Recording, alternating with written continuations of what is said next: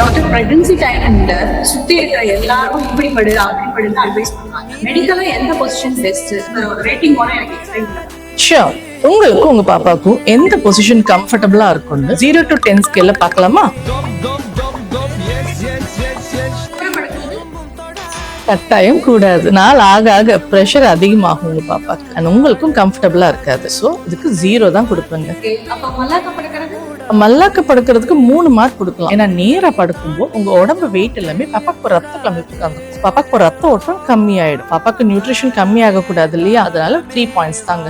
Right side ஓகேவா? Right side okay 7 marks கொடுக்கலாம். ஏன்னா லெஃப்ட்ல படுத்தாதான் குழந்தைக்கு போற ஊட்டச்சத்து அதிகமா இருக்கு. ஆனா ஒரே பக்கம் மணிக்கணக்க படுக்க முடியாது, வலிக்க ஆரம்பிக்கும். அதனால every half an hour to 40 minutes மாத்தும்போது ரைட் சைடு படுக்கலாம், தப்பு கிடையாது. அதனால 7 மார்க்ஸ் கொடுப்போம்.